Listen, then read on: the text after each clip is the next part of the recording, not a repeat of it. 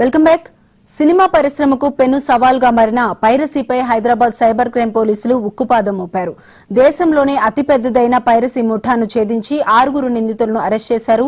ఈ ముఠా తెలుగు సహా పలు భాషల కొత్త సినిమాలను విడుదలైన కొద్ది గంటల్లోనే ఆన్లైన్లో పెట్టేవారు.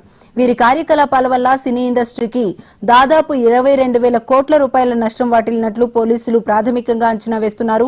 ఈ ముఠాను పట్టుకోవడం సినీ రంగానికి గొప్ప ఊరటనిచ్చిందనే అభిప్రాయం వ్యక్తమవుతోంది.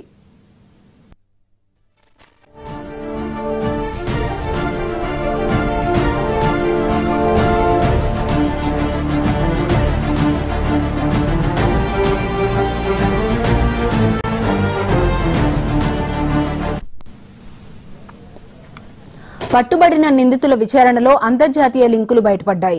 అరెస్ట్ అయిన నిందితుడు కిరణ్ ను కస్టడీలోకి తీసుకుని విచారించగా ఈ పైరసీ ముఠా సభ్యులు దుబాయ్, నెదర్లాండ్, మయన్మార్ వంటి విదేశాల నుంచి తమ కార్యకలాపాలు నిర్వహిస్తున్నట్లుగా గుర్తించారు. ఈ ముఠా కేవలం థియేటర్ల రికార్డింగ్లతోనే కాక శాటిలైట్ కంటెంట్ ఐడి, పాస్వర్డ్లను సైతం క్రాక్ చేసి ఒరిజినల్ కంటెంట్ ను ఇతర వెబ్సైట్లకు విక్రయిస్తున్నట్లు పోలీసులు గుర్తించారు.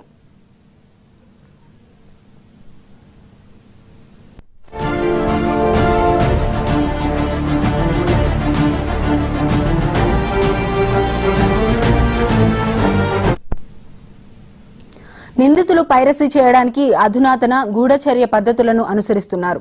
శాటిలైట్ కంటెంట్ క్రాక్ అవని పక్షంలో వీరు ఏజెంట్లకు కెమెరాలను చొక్కా జేబులు, పాప్కార్న్ డబ్బాలు, కోక్ టిన్లలో రహస్యంగా అమర్చి థియేటర్లలో రికార్డు చేయిస్తున్నారు. ఈ ఏజెంట్లకు టికెట్లు బుక్ చేసి రికార్డింగ్ పూర్తయ్యాక క్రిప్టో కరెన్సీ రూపంలో కమిషన్లు చెల్లిస్తున్నారు. ఈ ముఠా తెలుగుతో పాటు తమిళం, మలయాళం, హిందీ సినిమాలపై కూడా దృష్టి సారించింది.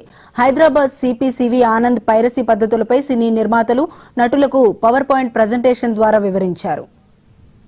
రిలీజ్ కాకముందే అది వెబ్సైట్స్ లో, సోషల్ మీడియాలో రావడం, దాని గురించి అఫ్ కోర్స్ థియేటర్స్ లో పబ్లిక్ రావడం కూడా తగ్గిపోతుంది, ఆదాయం అనేది తగ్గిపోతుంది, మొత్తం మూవీ ఇండస్ట్రీ కూడా బాగా ఎఫెక్ట్ అవుతుంది. 2023వ సంవత్సరంలో దేశంలోనే అన్ని రాష్ట్రాలకు చెందిన, అన్ని లాంగ్వేజెస్ చెందిన మూవీ ఇండస్ట్రీ లాసెస్ అనుభవించారు మూవీ పైరసీ వల్ల. అది 22,400 కోట్లు, 22,400 crores అంత లాస్ టోటల్ మూవీ ఇండస్ట్రీకి జరిగింది మూవీ పైరసీ వల్ల. 2024లో కేవలం తెలుగు ఇండస్ట్రీని చూసుకుంటే వారికి 3,700 crore లాస్ అయింది. సో ఇంత భారీ ఎత్తున ఈ నష్టాలు వారు అనుభవిస్తున్నారు. సో దాని గురించి ఈ దర్యాప్తు, దాని తదుపరి చర్యలు ఏవైతే తీసుకున్నది దాని గురించి వివరించడానికి ఈ రోజు ఇక్కడ వచ్చాము.